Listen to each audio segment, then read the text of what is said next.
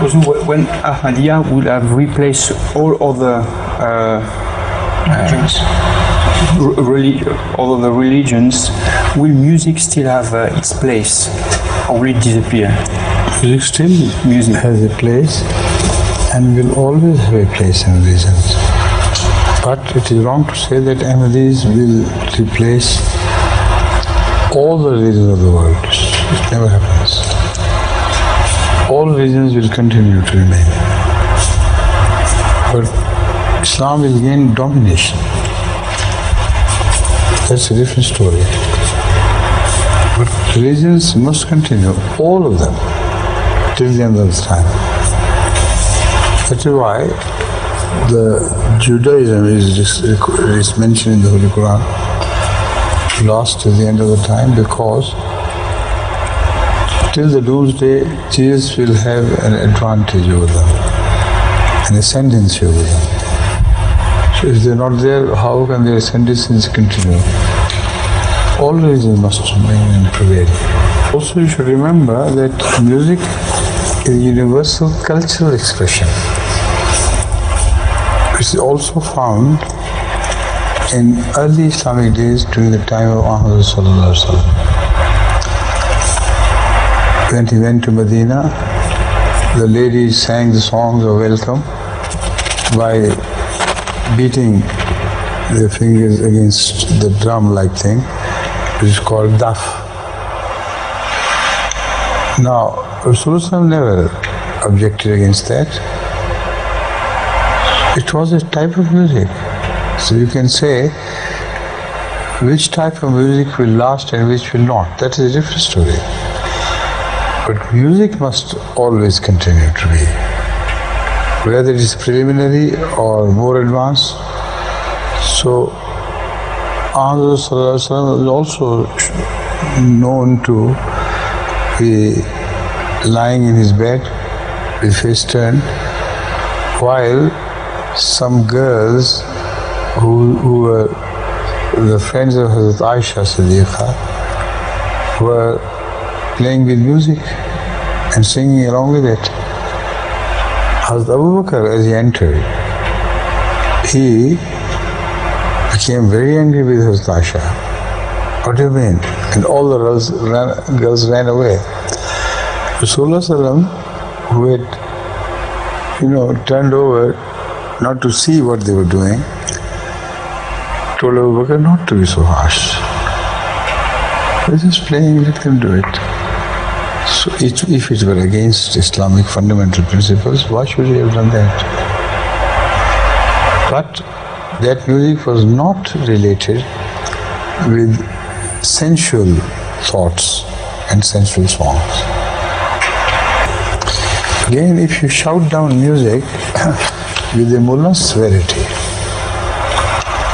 then you have to consider the history of Sufism and what those great people did. Amir Khusro is one of those. Amir Khusro was in the 13th century, and he was a disciple of Hazrat Amir Sahib, Delhi में जो दफन है, Nizamuddin Awliya. Yes. He was a great disciple of Hazrat Nizamuddin Awliya. Hazrat Nizamuddin Awliya, I think he was in 1200 and some.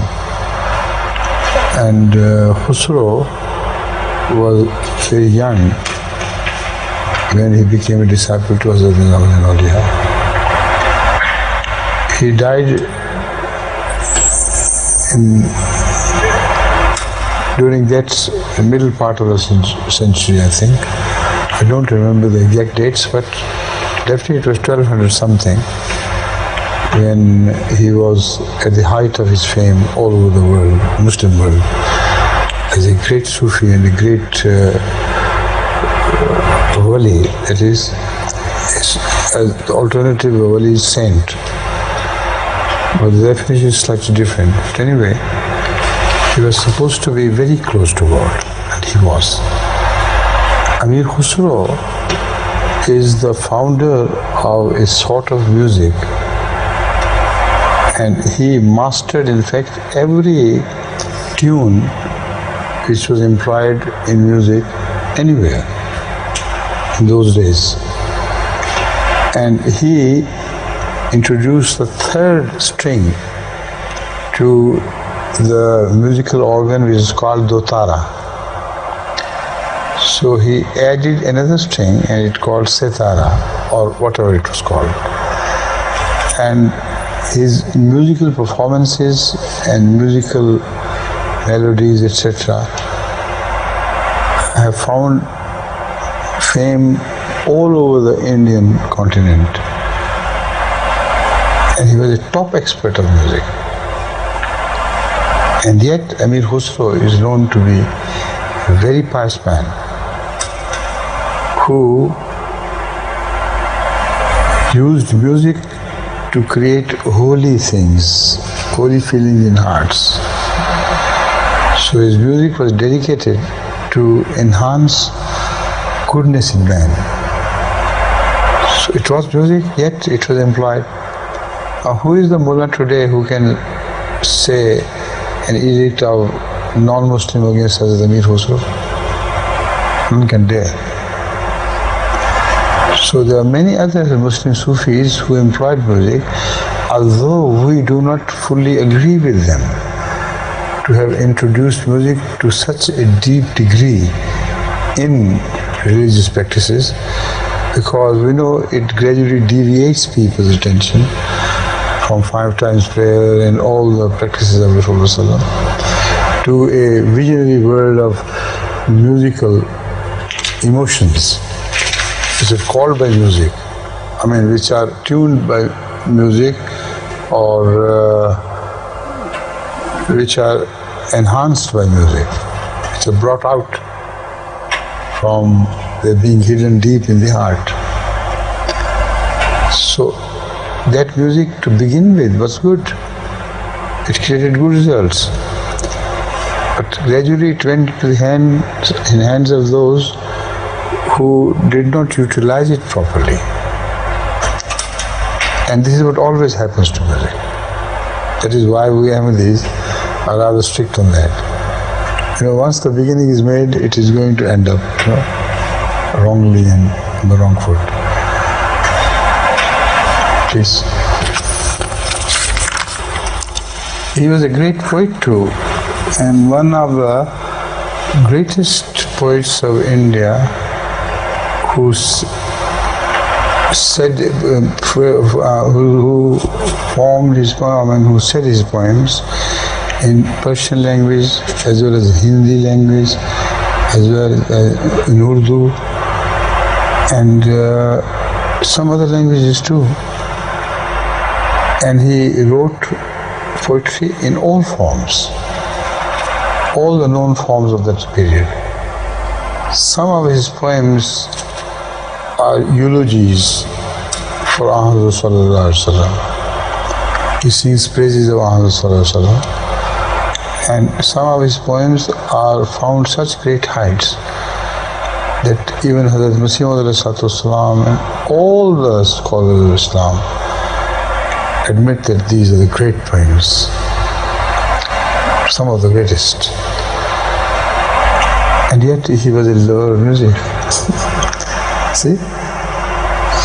So from Amir Khusro you can learn the importance or lack of importance of music, but when it is correctly employed. Jai ke man budam. You remember the saying? Muhammad Sham-e mafil bud. That if I concentrate on that, I can gradually recall the poem. But certainly thinking of other things, I can't shift to that. So this is everybody who knows Hazrat Amir Khusro and who has some taste of poetry will remember this poem. One of the greatest poems he has ever written. And those four lines, yes, Was it not written by Anil Khusro? Yes, I think written by him, but I... Which ones? The same... No, this is another one I'm talking about.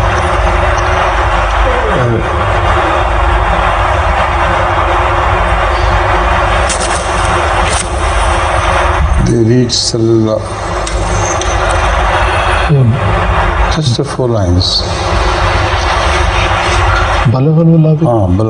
Balagh al-Ulab. Are they not Khusro's? This I'm not very sure. This very popular. I think they were said by Khusro's, Amir Khusro.